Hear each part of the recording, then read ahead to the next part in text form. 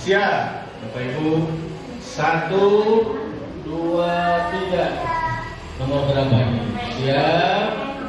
Nomor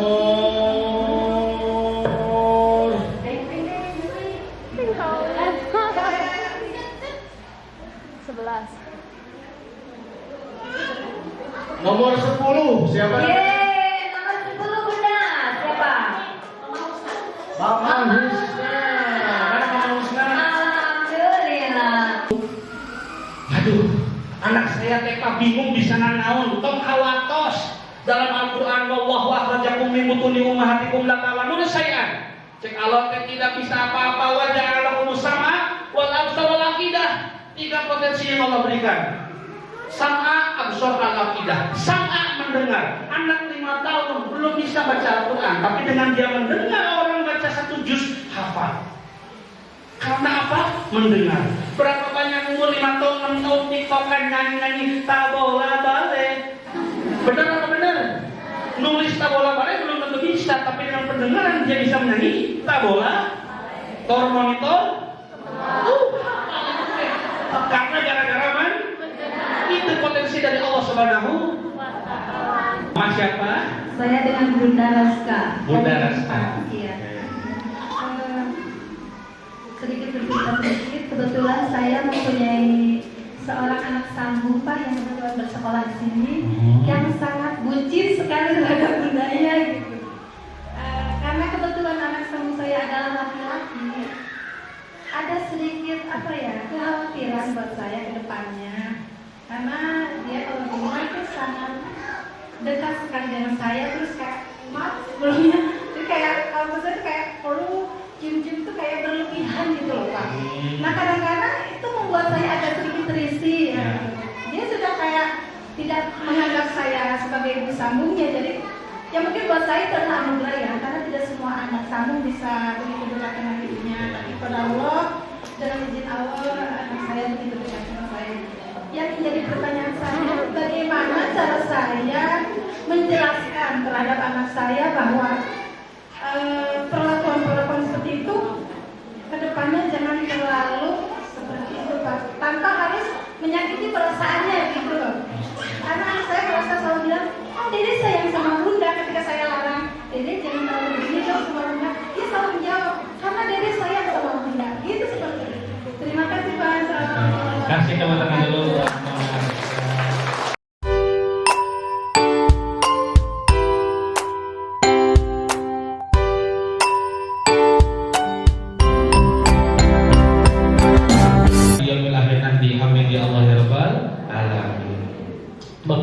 Bapak Ibu, saya biasa Bapak Ibu, kalau di sini harus bunda-bunda ya.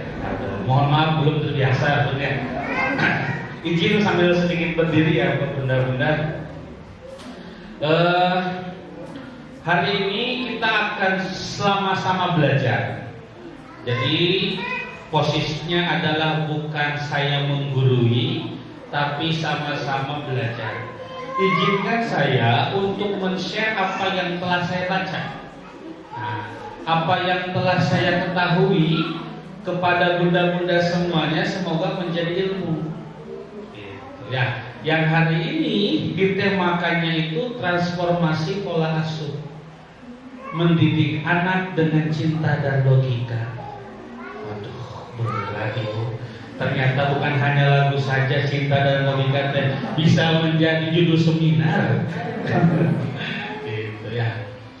Nah, pendekatan yang saya buat di sini adalah pendekatannya berbasis masalah. Jadi bunda-bunda harus tiktokan sama saya. Kalau saya panggil Bun, diwalana, gitu. Bun, siap pada seminar? Siap. Nah, di sana radio butut nyalius, dikupingkan tidak. Tapi perlu ada komunikasi 2 arah. Agar apa? Agar ilmunya nyampai. Maka selagi sedikit aja tidak melirik saya, wah hilang ilmunya Bu. Nah, gitu ya. Harus melirik terus. Gitu. Bun, siap pada seminar? Siap. Siap pada belajar? Siap. Hari kita mulai dengan mengucapkan al-basmalah bersama-sama. Bismillahirrahmanirrahim. Baik. Mengawali seminar ini, Coba Bunda lihat gambar yang ada di depan. Oke, saya kasih waktu 10 detik. Gambar apa kira-kira yang ada di depan ini? Oke, tidak mengucapkan. Aku ada bintang. Sudah? Oke, ingat ya kata Pak Kepala tadi, ada door prize. Siapa tahu ini Bunda yang siap menjawab dapat door prize itu. Oke. Sudah dilihat? Oke. Siapa yang mau mengutarakan pendapatnya apa yang dilihat dari gambar ini? Boleh kok, nggak apa-apa. Sok siapa aja. Bunda yang mana? Oh ya Bunda yang ini Bu. Bunda. Nah, Bu Cucu atau Bunda nanya? Senior. Boleh dengan Ibu siapa? Bunda siapa? Dengan Ibu Rina. Ibu Rina. Boleh Bu Rina bisa dijelaskan gambar apa di depan? Yang pertama dari mulai masa kita remaja menemukan cinta pertama. Oh sebentar, ini masa remaja? Anak-anak. Anak-anak. Ini masa remaja menemukan cinta pertamanya, terus menjadikan setelah menikah menjadi pasangan, menua bersama, sampai akhirnya meninggal seperti saya. Ini yang meninggalnya ibu dan perempuan dulu atau laki-laki dulu? Nah, berarti ini duda. Ya. Nah, yang ini? Ini kemudian laki-lakinya meninggal. Oke, itu ada penjelasan. Kira-kira gambar apa namanya ini? Transformasi kehidupan. Kehidupan. Boleh kasih tepuk tangan kepada Ibu. Insya Allah Bu, poinnya baru 1 untuk mendapatkan umrah ya. Gitu. Baik, Bun. Siap ya. Gambar ini menjelaskan kepada kita ternyata hidup itu ada fase. Dalam kehidupan itu tidak ujuk-ujuk kita dewasa, tetapi ada fasenya. Ketika kita melihat di fase yang pertama, ini adalah fase anak-anak, di mana kehidupannya hanya bermain dan bermain. Lalu sampai ke fase yang kedua, tumbuh dengan remaja. Fase yang ketiga, menemukan pasangan hidup. Fase yang selanjutnya, hidup bersama sampai menua bersama. Pertanyaan saya adalah, bunda-bunda ini sekarang ada di fase paling mana? Yang pertama, yang kedua, yang ketiga, atau yang keempat? Oke, secara umur kira-kira ada di mana? Di wala Ratu Bunda di 3 atau di 4? 3. Itu secara umur. Tapi secara perilaku bisa nggak nomor pertama? Betul tidak? Terkadang bahkan ada karena semakin menua itu kelakuannya semakin seperti anak-anak. Itu fase di mana kita mungkin ada yang sedang di sini atau mungkin OTW ke sini, ya. Tapi yang pastinya semuanya pasti OTW ke sini. Kita mungkin di fase ini dan anak kita mungkin di fasenya ada yang di sini dan yang ada yang kedua. Boleh angkat tangan yang anaknya sudah 1, sudah 2, sudah 3. Waduh, ampun, senior semua. Ya, siap. 4 atau 4. Ada yang anaknya 4. Aduh, kami dikira jadi 5 ya. 5 mungkin 5. Aduh. Terima kasih ya. Harusnya yang pergi di sini ibu aja. Ya, saya di sana gitu. Saya mah baru 2 ibu gitu ya. Baik, itu fase. Terkadang kita harus disadarkan di mana fase kita. Agar apa? Agar kita tahu bahwasanya perkembangan itu terjadi. Perkembangan itu terjadi. Pernah kita mendengar celotehan tekaraos kurang kali teh atos ageun? Betul? Berarti apa karaos datang ngiluan ngurus? Terus ya? Karaos. Sekarang kita akan mempelajari perkembangan ini.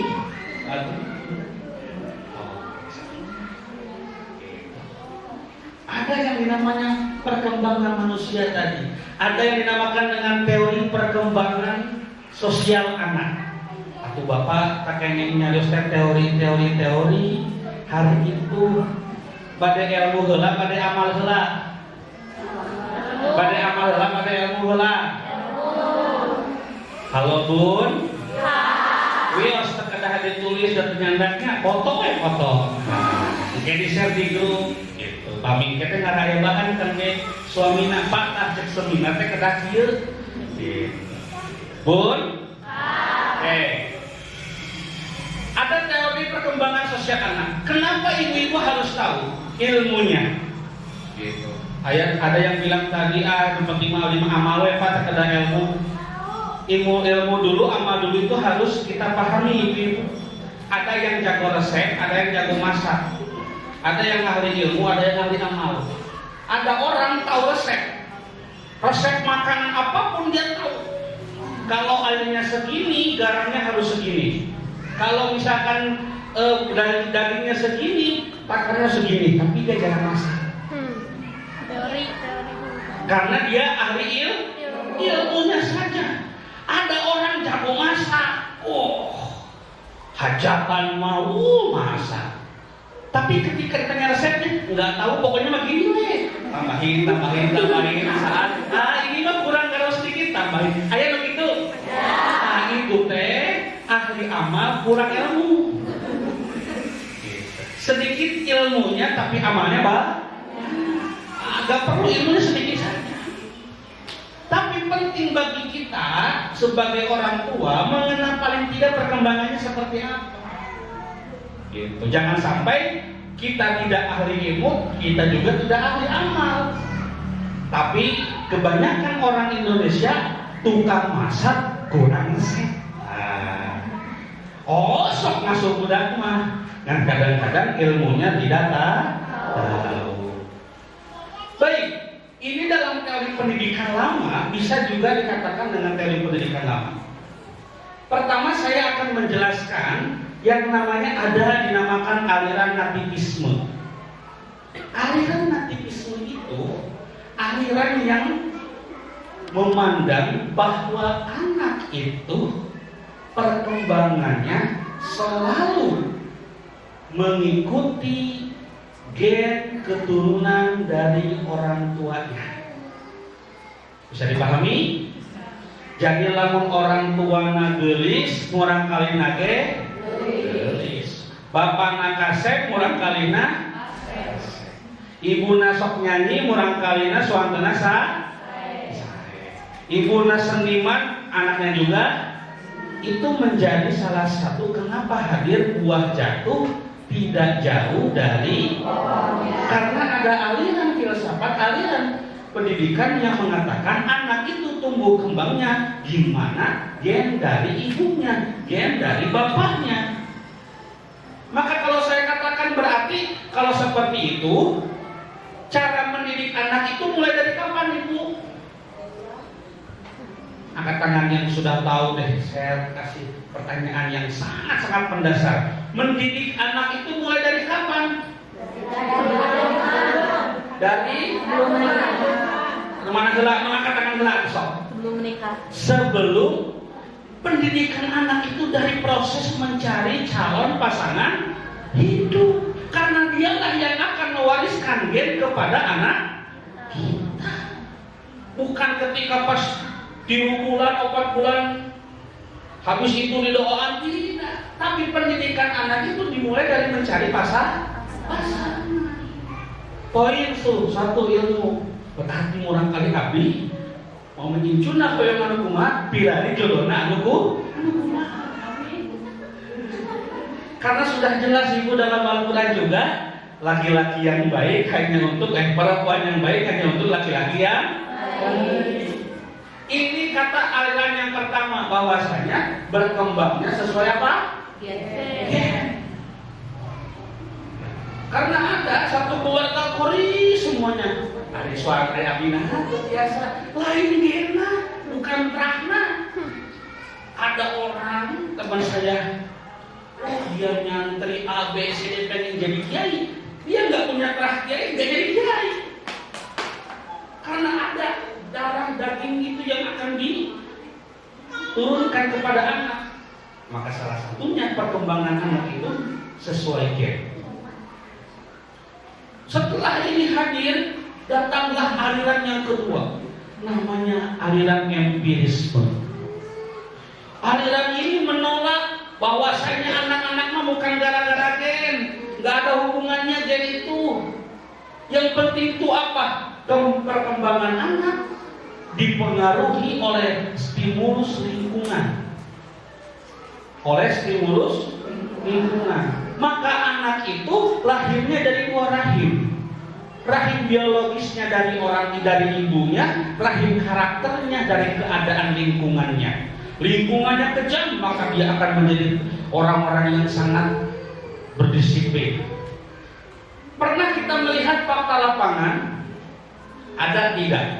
Di satu keluarga, satu orang perempuan, kakak-kakaknya, adik-adiknya, sepupu-sepupunya laki-laki semuanya.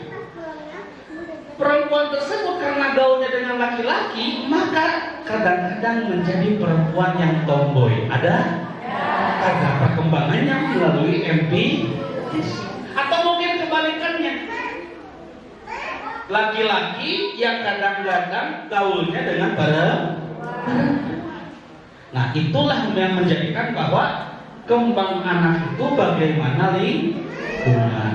Atau Pak Adi, anu mana anu leres teh. Perkembangan anak teh kumaha gen atau kumaha lingkungan. Bapak ibu dari bunda-bunda semuanya memilih kok beralwasiah menjadi lingkungan yang menciptakan perkembangan anak-anak bunda semuanya. Apakah hanya ditujukan kepada empirisme?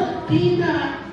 Tapi lahirlah yang ketiga, namanya adalah aliran konvergensi. Aliran konvergensi tidak menolak yang pertama gen dan tidak menolak yang kedua lingkungan.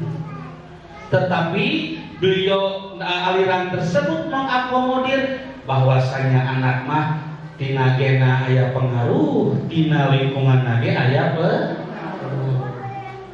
Pertanyaan selanjutnya, di manakah Islam? Bagaimana Islam memandang perkembangan anak? Dalam hadis dikatakan, ma min mauludin yuladuna alal fitrah fa abawahu yuhawidanihi au yunasironihi au yumajisanihi.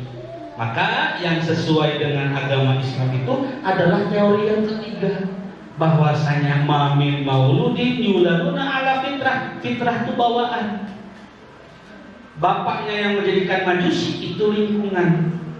Maka inilah teori perkembangan anak yang sesuai dengan agama Islam.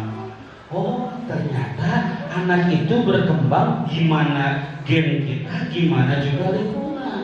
Kalau gimana lingkungan bisa diciptakan. Lingkungan boleh dipilih, boleh diciptakan. Pilihannya adalah kalau kita tidak mau ribet, kita pilih sesuatu pihak ketiga untuk menciptakan lingkungan. Kalau misalkan kita mampu, maka kita menciptakan lingkungan di rumah. Dengan cara apa? Kita akan bahas selanjutnya.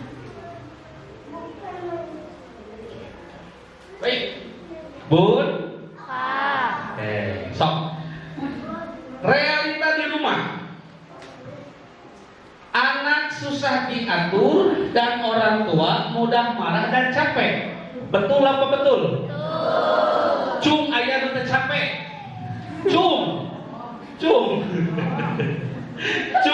anaknya anu gampang diatur. Setiap hari, setiap pagi enggak juga. Kadang iya, kadang enggak. Berarti namanya relatif. Gitu. Fakta ini fakta. Gak bisa kita nyala. Anak susah diatur. Gitu. Fakta kedua, banyak orang tua tidak benar-benar belajar mengasuh. Ini fakta. Gitu. Emang sebelum mengandung, sebelum melahirkan, pernah belajar dulu nggak bagaimana cara mengasuh? Tidak. Tadi tidak mau menjadi ahli resep. Maunya ahli masak. Budakan heula we kayak kumaha kewe. Betul apa betul? Hanya ikut cara pandang orang tua terdahulu atau berdasarkan kebiasaan. Kebiasaan kalau misalkan pulang sekolah ikut MDT, ngaos sorena, wongina we di pasien PR ngajakeun PR. Oh, bobet tak budalapan, tuh indahnya. Indah. Sudah, tapi padahal zaman sudah berubah. Anak juga berbeda. Pertanyaan saya adalah ketika anak susah, orang tua mudah marah, apakah masalahnya di anak? Atau cara kita mengasuh? Yakin? Yakin kamu nyalahin anak? Yakin? Ari eta ngalienteun anu dicarikan teh murah kali atau pribadi ibu? Nah, atau nyalahkeun anak ke ibu? Emosi. Boleh next bagus? Oke. Maka hadirlah hari ini seminar yang bertajuk transformasi pola asuh. Pak Adit, kenapa sih harus transformasi? Padahal bisa aja dengan perbaiki atau rekonstruksi atau implementasi. Karena kalau perbaiki hanya memperbaiki yang salah dalam mengasuh. Kalau rekonstruksi cenderung sekarang itu menata ulang. Habis itu membangun dari nol, memperbaiki dan menyempurnakan. Transformasi ibu-ibu bilih ayeuna teh sesah dihafalna, bahasa singkatnya adalah berubah. Apa? Berubah. Badai berubah. Mau berubah? Siap berubah? Itu kurang kompak pun. Badai berubah? Kalau Pak Adit berubah jadi naon? Kurang berubah kumaha ngalinten Pak. Amak-amak nanti Adit juga mau ya. Laras atau laras? Gitu ya. Kita akan merubah apa? Gitu. Kenapa Pak Adit pakai sekarang berubah? Oke, ilmu ibu nih.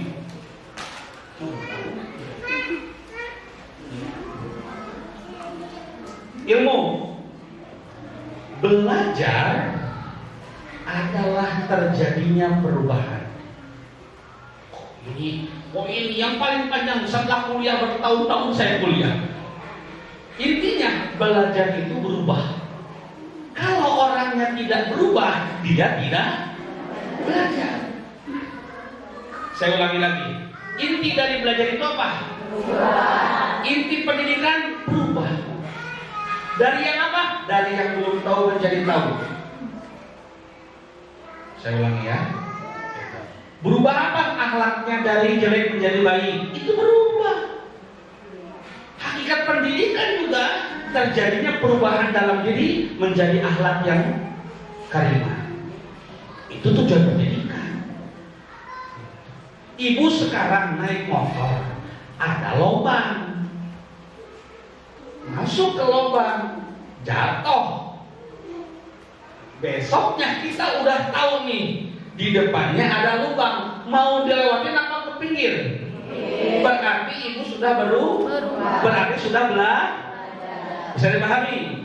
Itu namanya belajar. Maka transformasi ini berubah dari apa? Berubah dari dalam diri kita. Dari mindset sampai kebiasaan. Mindsetnya ternyata pola asuh itu bukan bagaimana sekarang anaknya yang berubah, tapi cara pandang seorang ibu itu yang mesti dirubah. Kenapa harus dirubah cara pandang seorang ibu? Karena berkali-kali seorang ibu salah memandang anaknya. Transformasi bukan mengubah anak, tetapi mengubah cara kita sebagai orang tua bagaimana mendidik anak. Karena masalah parenting itu bukan di teknik, masalah mendidik anak itu bukan di cara tekniknya, tapi cara pandang kita kita sebagai orang tua menilai anak. Itulah kenapa judul sekarang hari ini transformasi. Lalu selanjutnya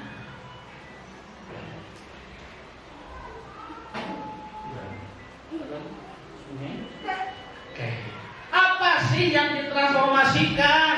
Naon anu dirubah teh? Pertama adalah transformasi cara berpikir.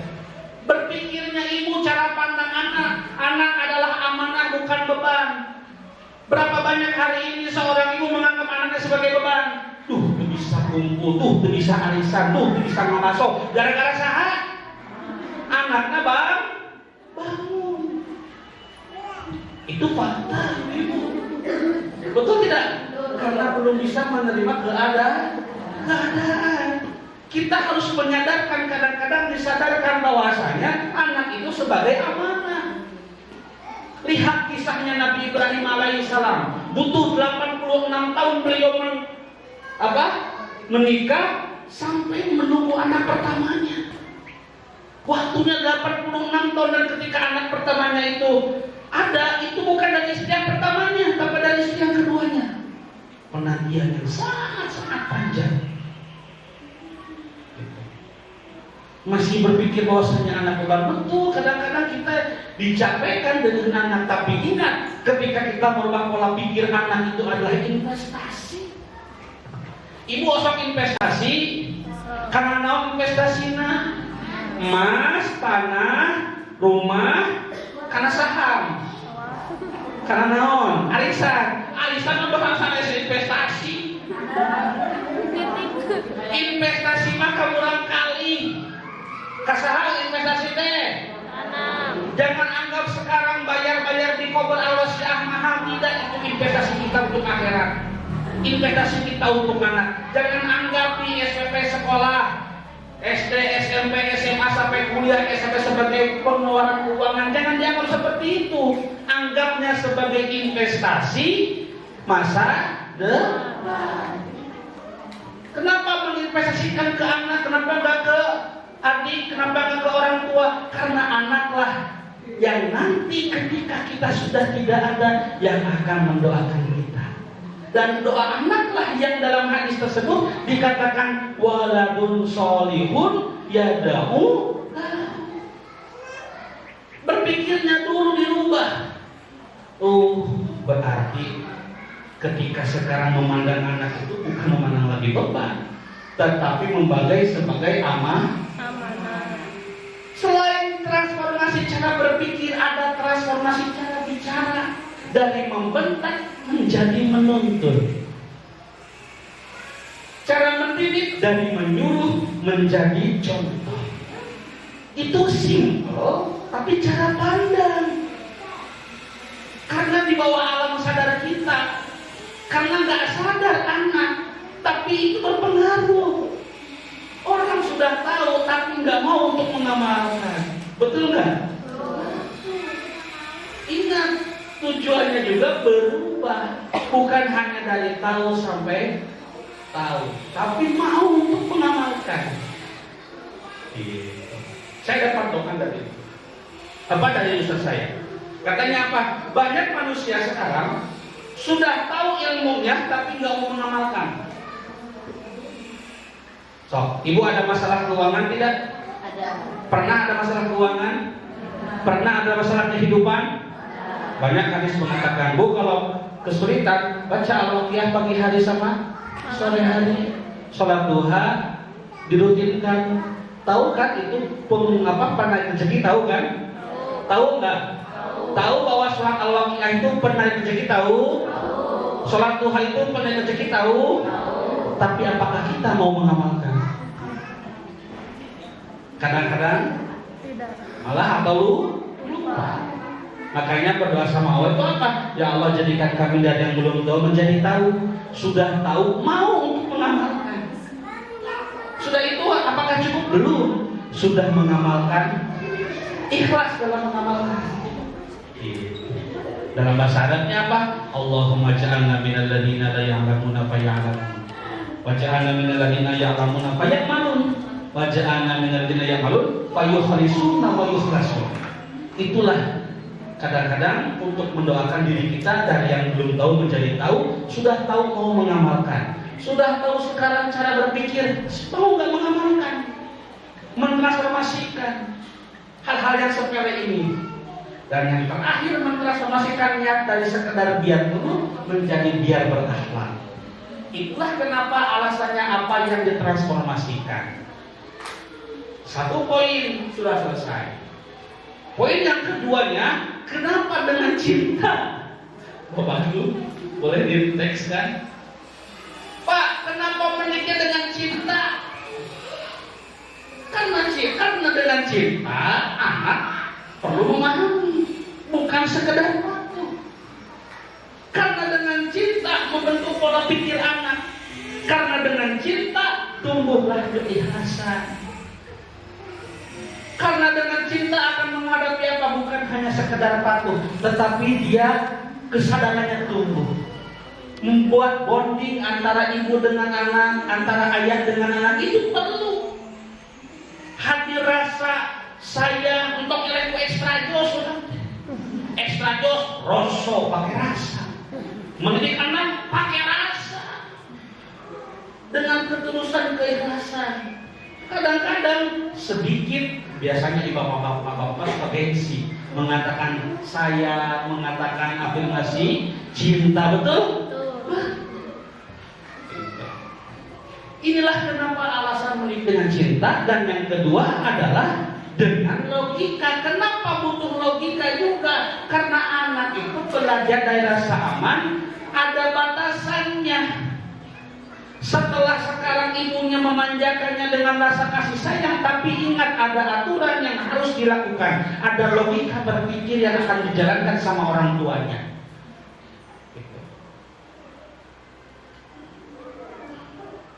Cinta itu seperti air menenangkan, logika seperti arah yang menuntun.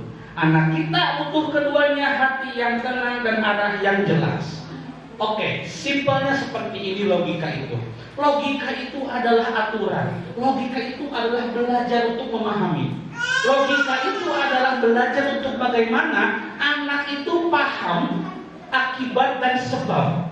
Itu logika. Bisa dipahami? Contoh, anak pengen es krim. Anak pengen es krim. Kita pakai cinta dulu aja. Kalau pakai dengan cinta, oh gak punya uang pun saya akan pinjam. Gara-gara apa? Anak pengen es krim karena cinta. Oh, anak sedang mengontrol diri. Siap gak? Boleh? Selanjutnya nomor 3. Dari anak bikin capek ke ini bagian dari proses sendiri. Waduh, ini kayaknya paling berat ya. Bisa nggak kira-kiranya kita capek? Sekarang dirubah nih berpikirnya. Aduh, saya lagi capek ngurus anak. Rubah menjadi apa? Oh, ini bagian daripada proses mendidik. Ingat, saya ulangi lagi. Tema kita transformasi cara pandang. Berarti cara pandang anak itu harus dirubah dari sekarang. Boleh ibu selanjutnya? Dari anak bandel ke anak butuh perhatian dan arahan.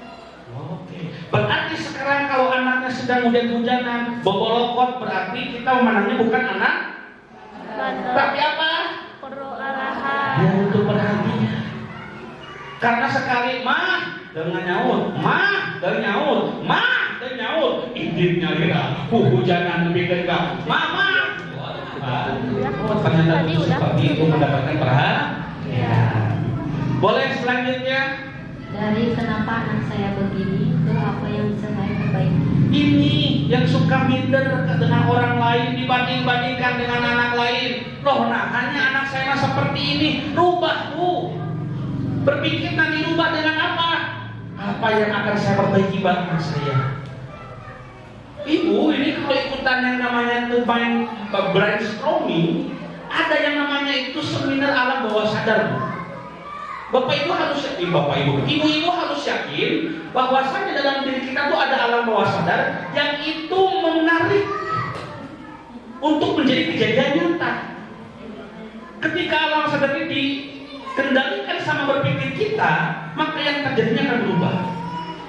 Kiatulah ibu-ibu jam 1 wengi di kampung, kahampangan, WC-na di sungai dekat sawah, sieun jam hiji malam Jumat Kliwon, so, badai kahang, anak KMCK, papa. Kalau berpikirnya itu sieun bakal judi, ayak tak judi datang.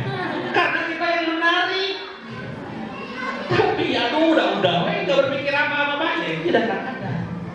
Itu sama dengan seperti ini, membiasakan cara berpikir, cara memandang anak, itu akan terjadi kepada diri kita. Boleh bunda selanjutnya? Dari anak harus seperti yang saya mau ke saya perlu memahami karakter anak. Tuh, sok loba kahayang. Ya, gampang sok loba kahayang. Lain ujang loba kahayang. Ibu no loba kahayang mah. Ujang kudu A, ujang kudu B, ujang kudu C, ujang kudu D. Betul? Berapa banyak hari ini ibu yang sekarang membanggakan kepada anak, kudu bisa maca, kudu bisa nulis, kudu bisa ngitung, kudu bisa ngaji. Wah, bayangkan bebannya umur 6 tahun. Apalagi sekolah harus sudah bisa calis tuh. Lamun teu tiasa teh beban bagi orang tuanya, betul? Tidak mudah. Maka ketika harus seperti apa yang mau turunkan egonya ke saya perlu memahami karakter. Nanti ada karakter apa sih dipahami. Boleh bunda selanjutnya? Dari tugas anak hanya patuh ke tugas anak belajar bertanggung jawab. Anaknya bukan untuk harus patuh, tapi anak itu harus belajar tanggung jawab. Nah, ibu kasihkan ini mainan, tapi kalau make mainan ini disimpannya harus di sini, bertanggung jawab. Bagus. Transformasi cara bicara. Tadi cara apa? Berpikir. Kita sekarang cara bicara. Lanjut. Biar semuanya di absen. Dari jangan ke ayo lakukan yang ini ya. Oke. Dari jangan ke ayo lakukan yang diulang-ulang. Nah ini yang salah. Dek jangan dek jangan terus itu dilakukan entah berapa jangan yang didengarkan sama si adek dalam satu hari. Mungkin ada 100 jangan, apalagi dalam fase-fase pertumbuhan. Walaupun dia nggak bisa bicara, tapi dia bisa mendengar ibu. Karena salah satu potensi yang Allah berikan kepada manusia itu pertama adalah mendengar. Ketika omongnya jangan ini negatif, jangan itu bukan positif. Karena ketika negatif, daya sadarnya tuh negatif. Selanjutnya Dari kami salah terus, kita coba lagi ya teman-teman. salah terus, gak apa-apa, yuk kita coba lagi pelan-pelan lagi. Ini soft spoken, amin teh. Soft spoken, gitu. Kita hanya taunya no, betul? Maksudnya no, itu adalah tingkatan soft spoken yang paling tinggi di ibu-ibu. No. Pak, tapi kumahannya lamun ningali artis asa tara baeut kemurang kali teh. Asa mah jauh kan. Kenapa diketahui bisa sesantai itu? Karena dia punya baby sister yang mana ketika dia itu capek dia bisa istirahat. Lah kita 24 jam ditempel. Betul tidak? Ke kamar mandi ditempel, ke warung ditempel, gimana nggak stres? Tapi ingat berubah pola pikir dan pola bicara. Selanjutnya ibu boleh? Jadi berisik banget, ke suaranya dikecilkan ya. Sok ngaku bu, jangan gandeng, cum menyelesaikan. Sok, balas nggak? Mau nggak berubah? Simple, ini jujur saja, ini simple, tapi berdampaknya besar. Karena antara negatif dengan positif. Gitu. Ibu tahu konslet? Konslet terjadi ketika negatif ketemu diganti jadi apa? Kosleng. Lanjut Bun, boleh? Oh. Dari enggak boleh ke boleh, tapi setelah ini ya. Oke. Seperti tadi, teacan wakosna, kumaha nigelana, bahasanya yang harus kita lakukan karena transformasi cara bicara. Ibu, mangga. Dari cepetan ke ayo kita selesaikan bareng. Dari sok, ayo. Termasuk mungkin hari ini, pagi tadi, pas mau berangkat ke Kober, enggal keunjang cepetan yang kuburukeun. Diganti dengan ayo kita selesaikan bersama-sama. Lanjut selanjutnya Ibu. Dari kamu bikin mama marah ke mama sedih kalau begini. Tuh. Itu komunikasi dua arah. Gitu. Jangan bicara sama anak itu, ya kamu mah ya carekeun kolot, piambekeun mama teh itu negatif. Tapi kalau diganti dengan mama itu sedih loh kalau kamu melakukan itu akan berpikir anaknya, karena anaknya juga tidak mau orang tuanya sedih. Boleh dilanjut? Dari dibilangin berapa kali ke kita ingat lagi ya aturannya. Bu, pernah tuh membuat aturan kurang kali? Aturan naon? Jajan namun hiji. Terus aturan jajan, betul? Aturan lain ada? Apa aturan yang lain? Mandi berapa kali? 2 kali. Ganti baju sendiri apa bersama-sama? Oke. Lagi terakhir. Oke. Tombol lompatan. Raina yang pernah lompatan? Praktekkan langsung. Jalannya pelan. Itu transformasi apa? Udah. Itu transformasi cara bicara. Terakhir, Pak Agung, punten. Transformasi cara mendidik. Ini mah mau lanjut lagi, stop sedikit lagi, Ibu, sampingnya. Dari menyuruh menjadi memberi contoh. Dari menyuruh memberi contoh. Paling relate urusan apa? Sholat. Bapak nakah, ibu nakah. Itu. Terkadang ketika menyuruh belum melaksanakan sholat. Mana yang afdol? Tapi yang afdol itu adalah mengajak sholat bersama. Kalau laki-laki ke masjid, kalau ibu perempuan bersama-sama di rumah. Itu yang paling afdol. Dicontohkan langsung. Selanjutnya, Dari melarang menjadi menjelaskan. melarang menjadi menjelaskan. Selanjutnya, Dari menghukum menjadi mengarahkan. tong ayeuna teh dihukum urang kali sakumaha urang kali bisa mengontrol diri, kita menjadi menjelaskan. Selanjutnya, Dari memaksa menjadi mengajar. Apalagi? Boleh? Dari mengontrol menjadi membimbing. Oke, lanjut. Dengan kiri, aduh, ibu dibantu seperti ibu emang nggak sok. Ku ibu di harus dari. Sok. Dari Siap ke? menjadi pemahaman.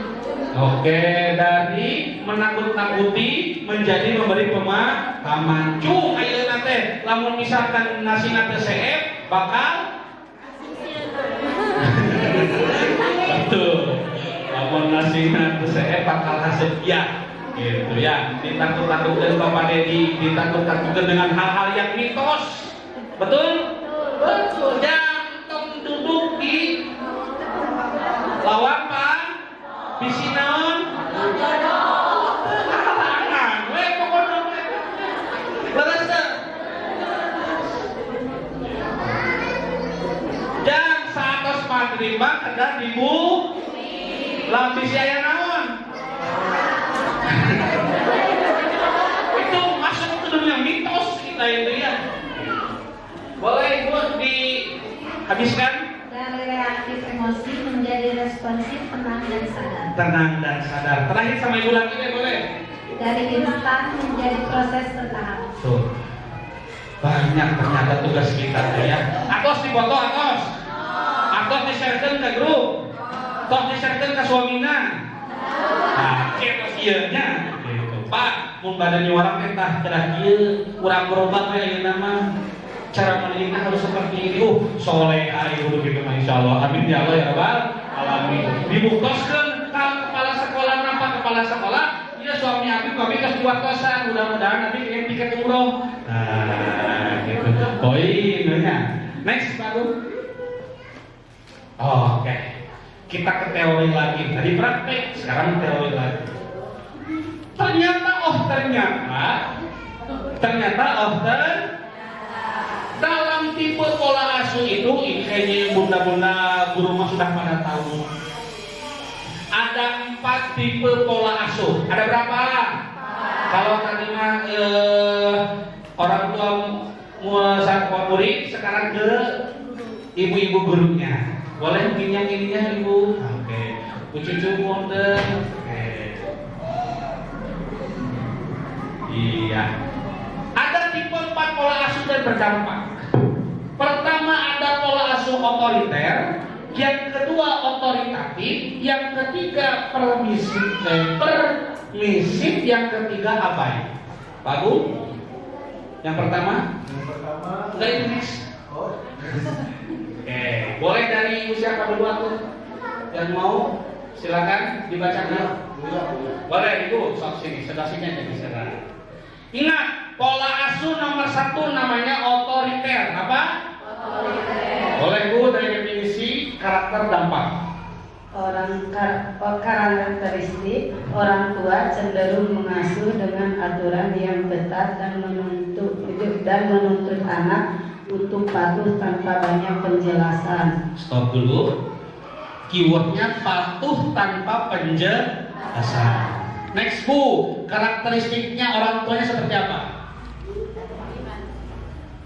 Komunikasi berlangsung satu arah, di mana orang tua lebih banyak memberi perintah daripada mendengarkan.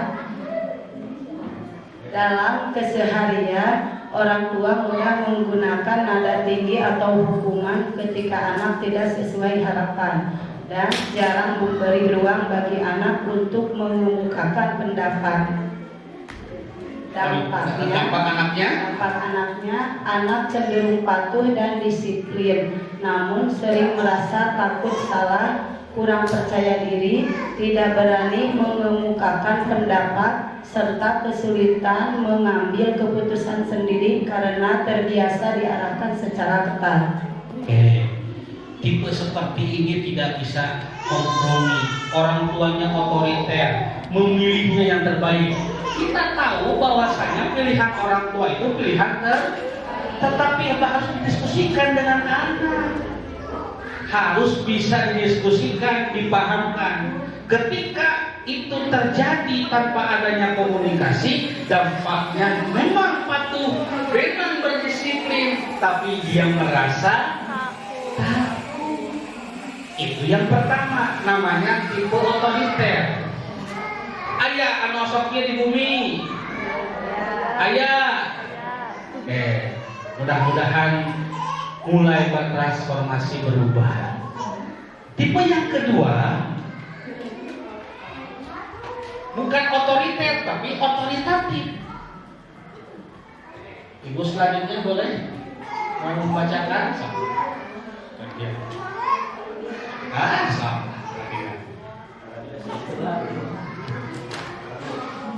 Pola asuh otoritatif. Karakteristik orang tua mengasuh dengan keseimbangan antara kasih sayang dan ketegasan. Mereka menetapkan aturan yang jelas, namun tetap memberikan penjelasan yang dapat dipahami anak. Komunikasi berlangsung dua arah, di mana anak diberi kesempatan untuk berbicara dan didengar. Dalam keseharian, orang tua hadir, hangat, dan tetap konsisten dalam membimbing anak. Dampaknya, anak tumbuh menjadi pribadi yang percaya diri, mandiri, dan mampu bertanggung jawab. Ia terbiasa memahami aturan, berani berpendapat, serta memiliki kemampuan sosial yang baik karena terbiasa Baik. Berarti tipe yang kedua ini selaras dengan mendidik dengan cinta dan logika, karena pola asuhnya itu seimbang antara kasih sayang dan juga aturan. Kasih sayang dengan cinta, aturan dengan logika, dengan komunikasi dua arah, diajak ngobrol. Pak, emang ngartosan murang kali teh ngobrol aja gitu. Itu tipe yang kedua. Ternyata ada tipe yang ketiga. Tipe yang ketiga ini itu jauh-jauh dari prediksi kita, namanya pola asuh permisif. Pada saha pada nyobian sok arah kacobian seminar teh naos sok pada pola asuh yang ketiga, pola asuh namanya Pola asuh permisif. oke. Karakteristiknya, orang tua cenderung memberikan kebebasan yang luas kepada anak tanpa batasan yang jelas. Mereka jarang menetapkan aturan dan lebih sering menuruti keinginan anak demi menghindari konflik. Dalam keseharian, orang tua ini terlihat dekat seperti teman, namun kurang tegas dalam memberikan arahan dan kontrol. Dampaknya Anak cenderung bebas dan ekspresif, namun kurang disiplin, sulit mengontrol diri, mudah menuntut, serta kurang memiliki rasa tanggung jawab karena terbiasa mendapatkan kebebasan tanpa batas yang jelas. Biasana nu kieu teh orang tuana anu kumaha? Anu Nurut ke anak. Anu sibuk. Ada tidak ada gitu. Ada seperti itu ada. Masuk tipenya. Dan tipe yang terakhir adalah tipe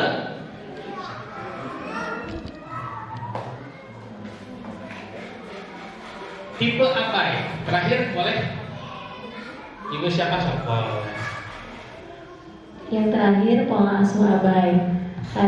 Karakteristiknya, orang tua menunjukkan keterlibatan yang sangat minim dalam kehidupan anak, baik secara emosional atau maupun interaksi sehari-hari. Komunikasi jarang terjadi dan perhatian terhadap kebutuhan anak, terutama secara emosional, sangat terbatas. Dalam keseharian, orang tua lain sibuk dengan urusannya sendiri sehingga anak kurang mendapatkan bimbingan dan kedekatan. Dampaknya, anak sering merasa kurang diperhatikan, kurang percaya diri, kesulitan mengelola emosi, serta cenderung mencari perhatian di luar karena minimnya keterlibatan dan kedekatan dengan orang tua. Itulah 4 tipe mengasuh. Pak Adit, lalu yang mana yang relevan? Yang relevan itu nomor 2, aturan dan cinta. Tapi yang lebih relevan lagi adalah penyesuaian dengan kasus. Kalau kasusnya itu sudah mulai dewasa dan sudah keluar dari jalur hitamnya, maka tipe yang pertama otoriter perlu digunakan oleh ibu semua. Tapi untuk pendidikan anak usia dini disarankan menggunakan tipe nomor 2, tipe otoritatif. Tipenya adalah antara kasih sayang dan juga aturan. Next, kita percepat. Pelan-pelan dulu. Stop. Next, Pak Bung. Itu kelebihan. Ibu stop dulu. Baik. Bun. Pernah nggak Bunda mengajak seseorang padahal mengajaknya kebaikan, kok orang nggak mau? Pernah nggak mengajak anak untuk melakukan kebaikan, anaknya nggak mau? Biar kasusnya kita perbesar dalam kehidupan kita. Adik kita deh, dia melakukan kesalahan, kita ajak kepada kebaikan tapi dia tidak mau. Ada? Pernah? Jawab pertanyaan saya. Siapa yang salah? Salah kita yang mengajak Salah dia, emang dia nggak mau diajak, atau salah cara mengajak? Kenapa cara mengajak salah? Pada artos bagus, di pasian artos, diajak tuang. Bahasanya padahal angin lemes. Terkurang kumaha, namina orang tua nasara kamu orang kali jam, tong mabok jam. Terkurang kumaha, ke ibu teh teh nyaah, aya nu kitu. Tatanggi tos kitu teh, padahal tos diwara tos di kumaha-kumaha, tapi terubah-ubah. Aya teh nu kitu. Aya nu kitu aya. Sok ayeuna ibu paling maksimal deh titik terendahna ketika mengajak mungkin kepada suami. Aya atau hanya kita berubah, kita teh mau ABCD, padahal kita mengajak kepada kebaikan, mengajak berubah kepada hal yang lebih baik. Tapi kenapa orang nggak mau? Pengen lebih simpel lagi, yo kita perendah. Ayeuna beureun karatang dia apakah sama ibu-ibu, Bu, ayo urang ke majelis taklim. Ah, memang kewe. Aya begitu. Padahal ngajakna ke majelis taklim. Bu, ayo atuh urang seminar parenting. Aduh, aku mah aya ieu lah. Terkadang orang tidak bisa menerima kebaikan, tidak bisa menerima nasihat kebaikan. Saya ada anak. Ini namanya goa. Betul? Saya ulangi lagi, Bun. Senyum sekarang. Ini namanya apa? Oke. Yang ini mata hakikat matahari bercahaya atau gelap? Bercahaya. Hakikat doa bercahaya atau gelap? Gelap. Semuanya punya porsinya. Bahwasanya hakikat matahari itu bercahaya, menyinari. Hakikat goa gelap. Kenapa gelap? Karena dia tertutup. Betul? Betul. Pertanyaan saya, bagaimana cara menyinari goa? Dari matahari. Maka perlu ada alat pemantul. Alat pemantulnya yaitu cermin. Ketika sekarang cahaya dipantulkan ke cermin, apakah sekarang goanya tersinari? Apakah goanya caang? Walara tubun? Caang atau caang? Kan idealnya gitu. Kita ngajak kebaikan kepada orang, nasihat kebaikan. Yo, ke majelis taklim. Tapi enggak mau. Berarti dia tersinari. Maka yang salah bukan ajakannya, yang salah bukan yang maboknya, yang salah bukan yang enggak mau sholatnya, yang salah bukan anaknya, Bu. Nasihat kebaikan sudah datang dari Allah Subhanahu wa taala. Wa'mur bil ma'ruf, tapi yang salah mungkin bukan di orangnya dan bukan di nasihatnya. Yang salah mungkin cerminnya, kitanya. Karena kita seorang cermin suka sok-sokan menjadi matahari. Cahaya mati Allah bukan di manusia. Tugas kita menjadi cermin apa? Sekarang memantulkan. Kalau tidak terpantulkan, jangan salahkan ini. Salahkan mungkin hati kita kurang bersih. Aya ujung ria takabur sombong. Apalagi?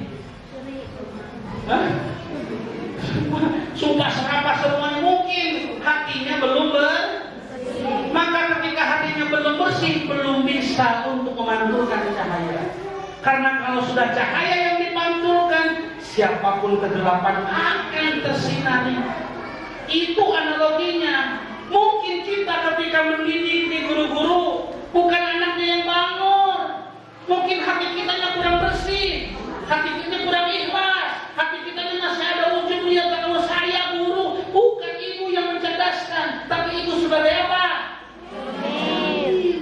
Ibu-ibu juga sama, merasa bahwasanya anak adalah punya kita sendiri. Bukan, anak adalah titipan. Itu yang salah dalam berpikir. Ini ilmunya udah tingkat tinggi, Bu. Ini ilmunya bukan wilayah lagi, wilayah wilayah syariat, bukan wilayah marifat. Sok Ibu, kita analogikan dengan kasus yang berbeda. Kalau sudah cahaya yang bersinari, semua orang tidak ada yang kegelapan. Tuh, nah ya Makom Mahmud jamin atas cahaya, tapi dia memantulkan cahaya siapapun orang, padahal udah nggak ada, masih berdatangan. Karena apa? Cahaya. Cahaya itu bahasa Arabnya apa? Nur. Ya nur, ya nur. Allahumma ja'al fi qalbi nur. Wa fi sam'i nur, wa fil amami nur, wa fil wara'i nur, wa fil yamini nur, wa fil shimali nur. Wa ja'alni nur, jadikan aku cahaya. Karena ma'rifat itu nurun yaqdimullah fi qalbi abdi. Cahaya yang Allah pantulkan ke dalam hati seorang hamba-Nya. Maka ketika hati kita bersih, memantulkan cahaya itu gitu. Nah, bapaknya tersebut nyari ospek, mungkin tadi. Nah, dari aku keluarga teh, mungkin itu alasannya. Tapi konteksnya kita sekarang ke anak. Kenapa anak tidak mendengarkan kita? Karena mungkin kita belum ikhlas untuk menerima itu. Karena hati kita masih belum bersih. Hati bukan jahat, hati bukan hati yang di sini. Ya. Kolbu bukan hati, hati bukan kolbu. Kolbu apa? Kolbu itu adalah dimensi abstrak wilayah ketuhanan dalam diri kita yang mengatur diri kita. Tidak seluhat dulu. Itulah mungkin kunci sekarang bagaimana mendidik itu bukan memakai pengetahuan saja, tetapi menggunakan rasa. Ingat kata saya tadi di awal, jangan salah, jangan kalah sama Extra jos, rosso. Hukum lima, rosso. Pakai rasa. Makanya kalau kata saya, mendidik anak, rosso. Pakai rasa. Dari hati. Karena dari hati akan sampai ke hati. Hatinya bersih, insya Allah akan sampai kepada hati yang bersih. Lalu, oke. Oh, ternyata tidak hanya cukup anak, Bu. Ada dimensi kesolehan pendidik. Ternyata ada dimensinya.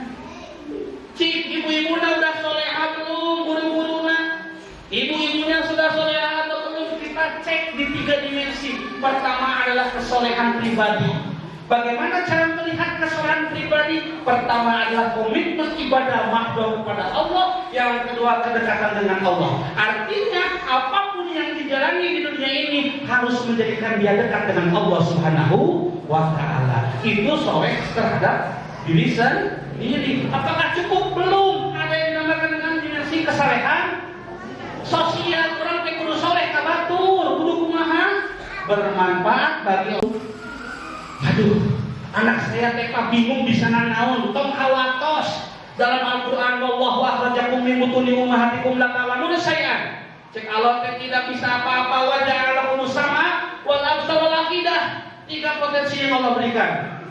Sam'a, absar, al-aqidah. Sam'a mendengar. Anak 5 tahun belum bisa baca Al-Qur'an, tapi dengan dia mendengar orang baca 1 juz hafal.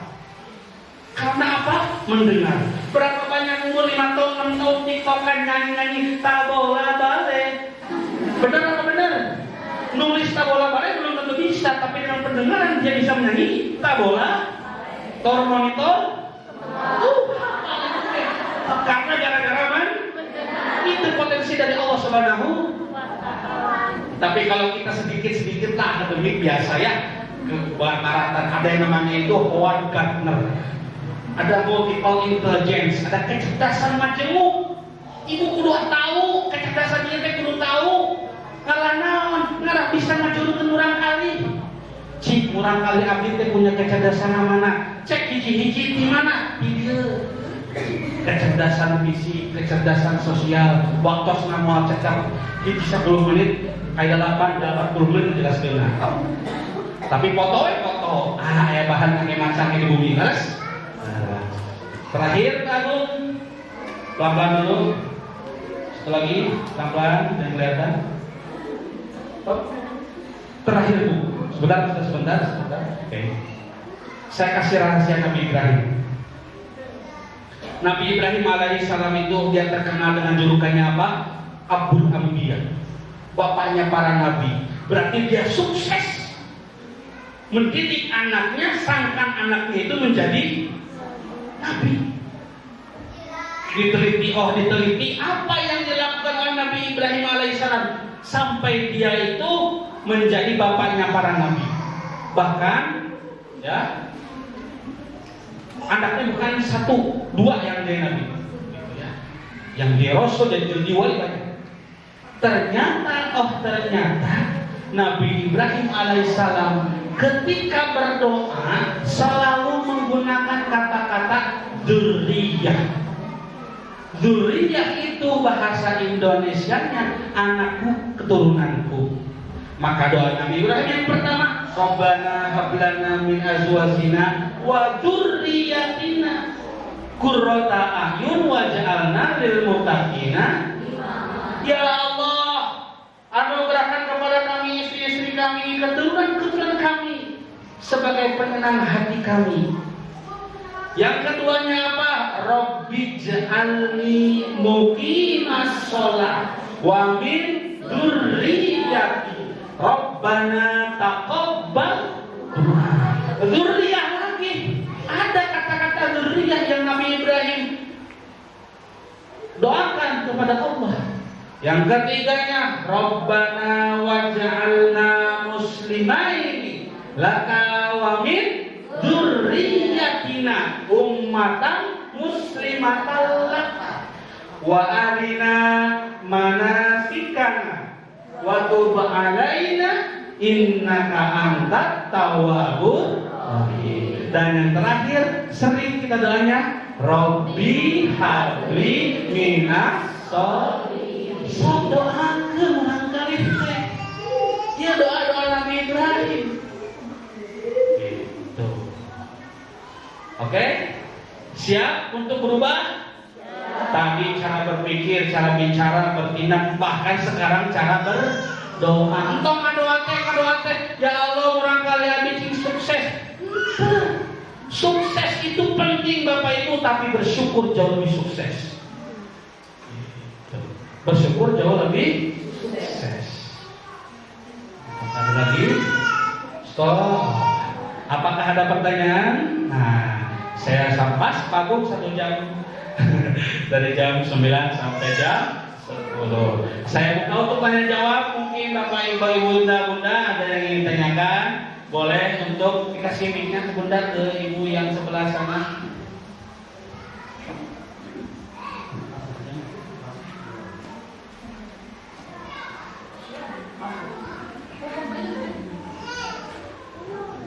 Mudah-mudahan pertanyaannya bagus sehingga nanti dapat umroh ya. Boleh Ibu, Bunda siapa namanya? Mama Aska, boleh. Mohon pencerahannya Bapak. Bagaimana cara menyelaraskan cinta untuk memahami perasaannya, serta logika untuk menuntun pola pikirnya, agar anak dapat perlahan mengurangi ketergantungannya pada mainan tanpa merasa tersakiti, namun tetap terarah pada tanggung jawab dalam menyelesaikan tugas menulisnya. Kasih tepuk tangan dulu buat Bunda Mama Aska. Berarti kalau di koper-koper itu tidak langsung ibu siapa ya, mamahnya ya, Mama Aska. Baik, kita tabung dulu ya. Mainnya main apa Ibu? Main game? Mobil-mobilan seperti Hot Wheels. Hot Wheels, Masya Allah. Boleh? 2 3 kamu? 3 saja ya. 2 lagi boleh, silakan Bun. Assalamualaikum warahmatullahi wabarakatuh. Izin bertanya Pak. Mama siapa? Saya dengan Bunda Raska. Bunda Raska. Iya. Sedikit bercerita sedikit. Kebetulan saya mempunyai seorang anak sambung Pak yang kebetulan bersekolah di sini, yang sangat bucin sekali terhadap bundanya gitu. Karena kebetulan anak sambung saya adalah laki-laki, ada sedikit kekhawatiran buat saya ke depannya, karena dia kalau di rumah itu sangat dekat sekali dengan saya, terus kayak sebelumnya itu kayak kalau saya kayak perlu cium-cium itu kayak berlebihan gitu loh Pak. Nah kadang-kadang itu membuat saya agak sedikit risih sebagai ibu sambungnya. Jadi ya mungkin buat saya itu adalah anugerah ya, karena tidak semua anak sambung bisa begitu dekat dengan ibunya. Tapi pada Allah, dengan izin Allah, anak saya begitu dekat dengan saya. Yang menjadi pertanyaan saya, bagaimana cara saya menjelaskan terhadap anak saya bahwa perlakuan-perlakuan seperti itu kedepannya jangan terlalu seperti itu Pak, tanpa harus menyakiti perasaannya gitu loh. Karena anak saya merasa selalu bilang, Dede sayang sama bunda ketika saya larang, Dede jangan terlalu begini dong sama bunda. Dia selalu menjawab, karena Dede sayang sama bunda. Gitu seperti itu. Terima kasih Pak. Kasih teman-teman dulu. Satu lagi boleh voucher GoFood-nya 1, 2, 3 orang pertama. Silakan, ada? Tidak ada, cukup Ibu. Mangga, sok Mama Sahaya. Assalamualaikum warahmatullahi wabarakatuh. Saya dengan Pak Tuhan Ya. ingin bertanya bagaimana cara saya mengasuh sementara saya single parent baru tinggal suami 4 bulan agar saya bisa menjadi ayah sekaligus ibu untuk anak-anak saya. Terima kasih. Wassalamualaikum warahmatullahi wabarakatuh. Waalaikumsalam. Jadi ini ala anwari syatta, ya, beraneka ragam, ya, dari bekerja pola asuh bersama-sama, sekarang sendiri. Terima kasih Bun, pertanyaannya. Izin Ibu, saya sambil duduk ya. Oke. Pertama tadi dari Mama Aska, intinya anak candu sekali kepada permainan. Lalu bagaimana memerankan cinta dan logikanya kepada anak agar anak itu tidak candu kepada main. Saya tidak akan melarang anak pakai HP.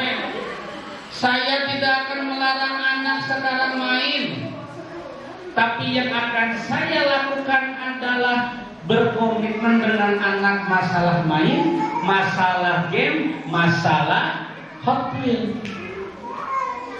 Apa yang perlu kita bangun komitmen terlebih dahulu dengan anak. Ingat, sebelum hak ada yang namanya kewajiban. Punten ibu-ibu guru, ibu hak dulu, kewajiban dulu. Kewajiban dulu dong, baru hak. Bunda-bunda, suami kewajiban dulu, hak dulu. Hah? Hak dulu, kewajiban dulu. Minta uang dulu, atau sekarang ngurus rumah tangga dulu. Ini yang terjadinya salah. Mudah-mudahan bisa menjawab. Ingat, dibangun komitmen antara kewajiban. Kewajibannya sebagai nanti kalau misalkan dia sebagai anaknya anak SD, anak kobar, maka kewajibannya belajar dulu baru main. Ingat, komitmennya gini bunda-bunda, belajar dulu baru main. Belajar berapa jam, main berapa jam. Bu, jangan a priori kepada gadget. Lah, pemain HP wae, main HP mah bodoh, main game wae, karungnya teknologi. Eta mun biasa nyarios HP, cedana bakal nyarios. Gitu. Jadi tertuduh betul. Loh, yang open game-nya kamu, yang disalahkannya aku. Gitu. Di akhir bertanggung jawab. Teknologi juga bisa menjadi media untuk bagaimana mendidik anak. Teknologi juga menjadi salah satu kelebihan anak. Dan teknologi juga bisa menjadi sesuatu yang itu memberi pengetahuan kepada anak. Cuman masalahnya di komitmen dan rules-nya. Maka jawabannya adalah bagaimana tadi Anda cinta tetap. Kalau ibu sekarang memberikan mainan itu berarti bukan cinta. Yang harus dibangun itu logika terlebih dahulu, komitmen belajar dan bermain. Waktu belajar itu jam berapa? Waktu main itu jam berapa? Itu dulu Bu, yang harus dipahami komunikasi dua arah. Saya ulangi lagi, komunikasi dua arah dengan anak, tentukan jam belajar, tentukan jam main. Simple, mau mainnya Hot Wheels, mau mainnya game. Ketika sudah di waktu itu, boleh. Anak saya umur 5 sampai sekarang umur 6 tahun. Saya bolehkan main gadget tapi hari Minggu sama hari Sabtu karena dia di libur, tapi itu pun dari pagi sampai siang aja.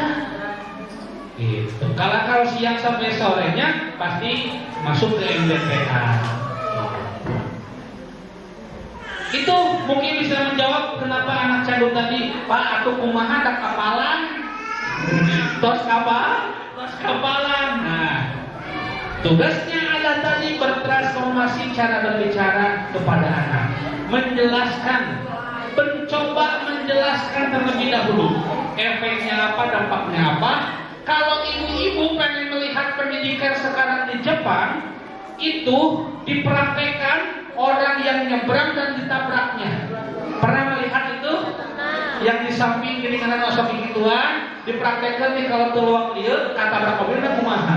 Maka di sana dicontohkan.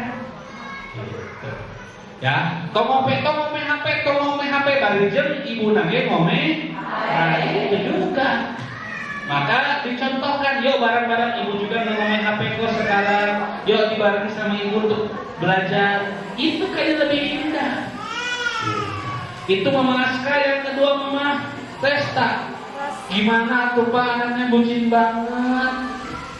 Bu, Mama Resta.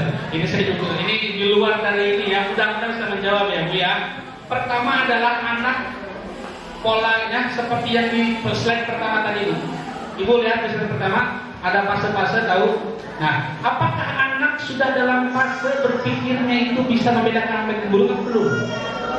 Belum. Maka kita masih kayaknya bisa terjaga. Tapi takutkah ketika anak sudah bisa membedakan baik dan benar? Karena baik dan buruk. Karena kalau misalkan anak sudah bisa membedakan baik dan buruk, maka sudah masuk ke waktunya balik. Gitu. Nah, tapi untuk ikhtiar kita, pertanyaannya kan jadi apakah dia tahu kita tidur sambung? Itu kan yang paling lima. Kalaupun tahu kan berarti kita juga harusnya mengedukasi sejak dini. Nah, tetapi batasan tersebut karena mungkin cintanya terlalu besar, itu kita bisa waspadai dengan berjaga-jaga saja. Mungkin tidak skin to skin, mungkin ciumnya mungkin ke kepalanya, ciumnya mungkin ke kerudungnya, peluknya dan sebagainya. Yang disarankan sama saya adalah hati-hatinya kalau misalkan sudah sampai tadi balik. Mungkin sekarang cintanya ada cintanya. Nah, saya takutkannya adalah nanti perasaan yang hadirnya itu timbul. Nah, itu mungkin sebagai ujian hadirnya, bukan sebagai lebih daripada itu. Itu untuk ujian saja. Tapi untuk ikhtiar, alangkah baiknya diajak ngobrol, diedukasi terlebih dahulu. Semoga bisa menjawab ya Bu ya. Gitu. Terakhir Mama Jihan, bagaimana cara mengasuh anak? Bapak saya single parent. Waduh, Masya Allah, tabarakallah. Tepuk tangan dulu Mama Jihan ya. Gitu. Mama Jihan anaknya perempuan laki-laki. Satu laki-laki, dua perempuan. Dua perempuan. Berbahagialah kalau anaknya perempuan Bu. Anak kalau punya anak perempuan itu jaminannya surga. Atau Bapak, aku mau laki ya. Kalau kayak gendas dan beda. Aduh, beda ayunya langsung. Apa maksudnya? Tapi mohon maaf, anak perempuan itu adalah menjadi salah satu kuncinya orang tua masuk surga tanpa hisab. Tapi anak perempuan juga menjadi salah satu kunci menjadikan orang tuanya masuk neraka tanpa hisab. Tugas orang tua ketika anaknya perempuan sekarang mendidik, mengasuh, menumbuhkan, berkembang, mendidiknya sampai dia remaja dewasa, sampai dia ditemukan dengan jodoh yang tepat. Garis bawahi, jodoh yang tepat. Ketika ibu bisa sekarang mendidik sampai nikah dan begitu kaya sampai kau orang yang tepat, pahalanya surga. Dan ibu tidak akan bertanggung jawab bagi anak. Berbeda kalau anaknya laki-laki, anak laki-laki masa umur hidup punya ibunya. Mau sudah nikah pun anak laki-laki mah punya siapa? Punya ibunya. Maka seorang laki-laki ketika sudah beristri, dia boleh ngirim ke ibunya walaupun tanpa sepengetahuan istri. Tapi seorang istri kalau pengen kasih ke orang tuanya harus sepengetahuan suami. Gitu. Ibu ini tidak mudah, betul namanya kekuatan berbagi peran antara ibu dan juga peran ayah. Gitu. Saya tidak hanya bisa omong kosong bagaimana caranya, dan saya juga belum tahu caranya. Tapi ingat satu hal, Bu. Ya, pertama adalah butuh pihak ketiga. Saya ulangi, butuh pihak ketiga. Saya ulangi, Bu. Kalau ibu tidak mampu mendidik, butuh pihak ketiga. Maksudnya kumaha Pak ya pembantu? Bukan. Pihak ketiganya adalah koper al-wasilah yang mendidik secara lingkungan anak-anak kita. Pihak ketiganya mana? SD-nya. Pihak ketiganya apa? Pesantrennya. Pihak ketiganya siapa? Guru ngajinya. Gitu. Karena jangan sampai dibebankan sendiri. Gitu. Tepuk tangan untuk kita semua.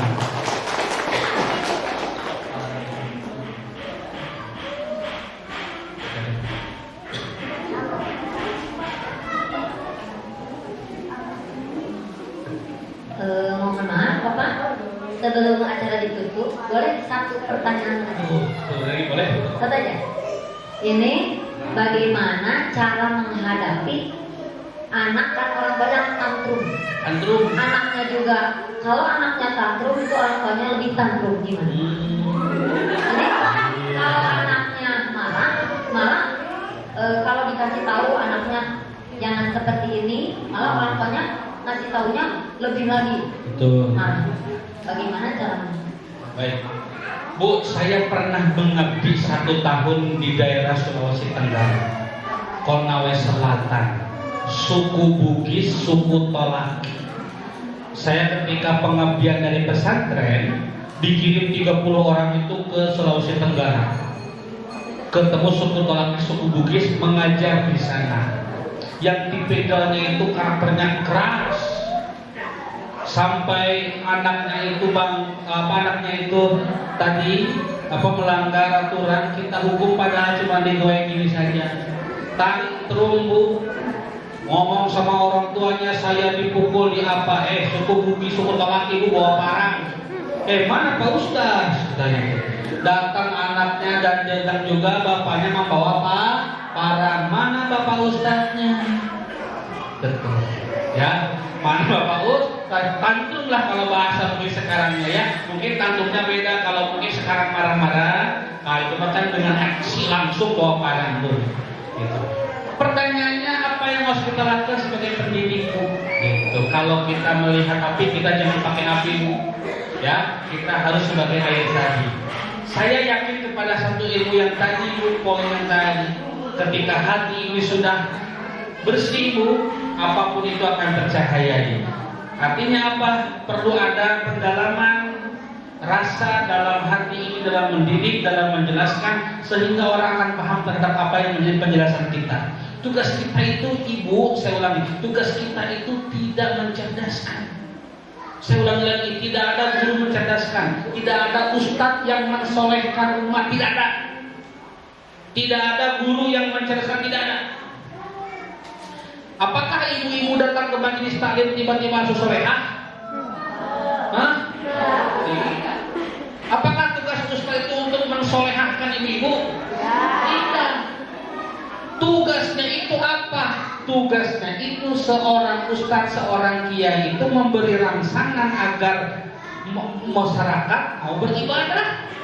Karena yang terjadi perubahan siapa? Masyarakat. Maka sama tugas guru juga, tidak ada yang tanggung jawab harus membuat dia cerdas. Tapi tugas kita memberi stimulus bagaimana hari ini agar anak itu mau belajar, mau berubah. Itu tugas kita menjelaskan, tugas kita memberi pemahaman. Mau dia paham, mau dia tidak, mau tantrum, itu sudah lepas dari tanggung jawab kita. Kalau bahasa-bahasa kerasnya kalau di pesantren kayak gitu, Bu, mangga dicenak dulu kurang kali. Gitu. Tapi kan jangan seperti itu. Kalau di kita ya dianggapnya kita tidak bertanggung jawab. Mudah-mudahan terjawab ya Bu Cucu ya. Dan tibalah kita di akhir pertemuan Ibu-ibu. Saya kasih ke closing statement dulu. Bapak Ibu lagi. Bun. Ayo di luar. Gitu.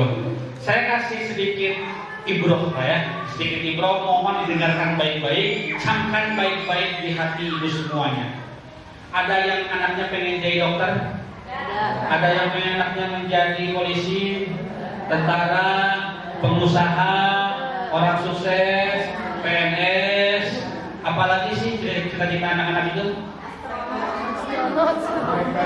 Organisasi pada? Bu, anaknya pengen jadi apa kalau ditanya cita-citanya? Pemain bola. Pemain bola. Dua negeri tapi Ada lagi apa anaknya pengen yang di luar ekspektasi kita pengen jadi apa? Hah? YouTuber. Siap. Baik, Bu, ini ibu dari saya, penutup dari saya, karena ini sudah jauh-jauh dari sini.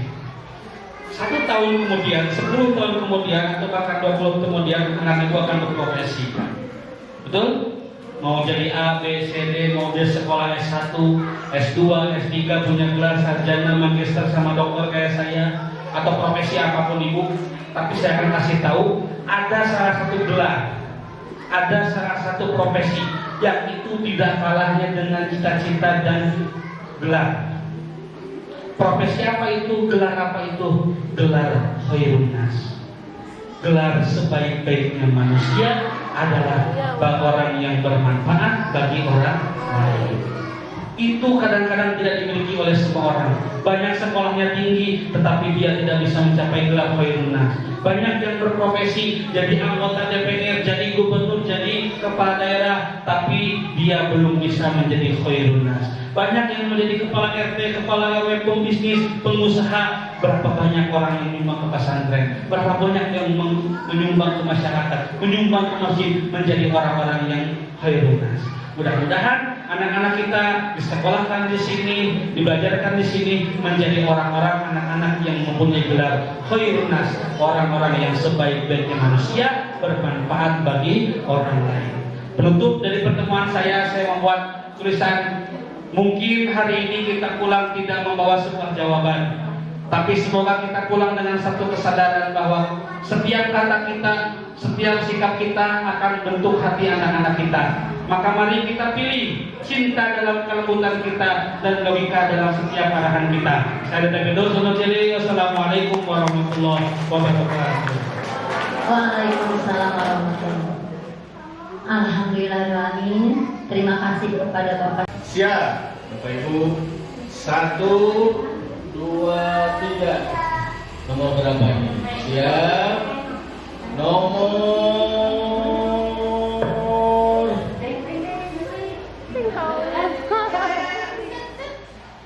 11.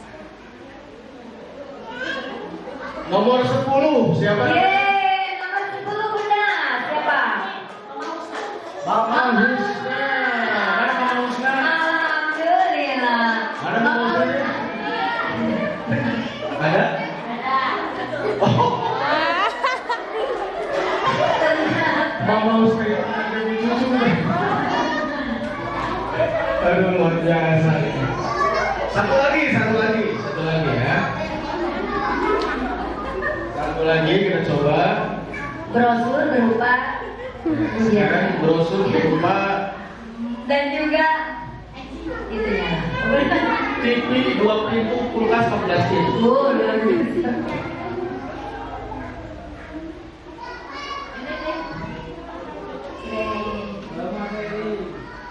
Nomor 8. 8 berdekatan sekali atas nama Mama Mama Lepan. Yang mana Mama Lepan? Rezekinya Bumil. Ternyata Mama Lepan itu sudah tahu. Satu lagi. Mama Lepan yang mana? Oh, Mama Lepan ini boleh. Mama Lepan sedang hamil? Oh, enggak. Kira itu Mama Lepan. Oh, Lepan itu. Ya, itu teh doa dari Bu Cucu biar hamil lagi. Amin. Siap, satu lagi. 1, 2, 3. Kok nomornya dekat-dekatan ya? Kita coba.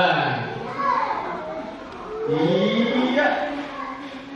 Nomor 33. 33 nama. Iya, Mama Dadan. Ternyata ini kelas A2 semua. Iya. Gitu. Luar biasa. Satu lagi. Terakhir. Lima lagi juga nggak apa-apa ya. Ya,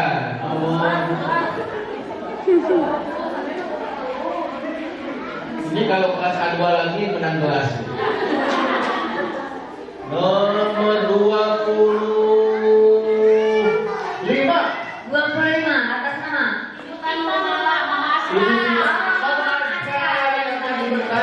Ini luar biasa.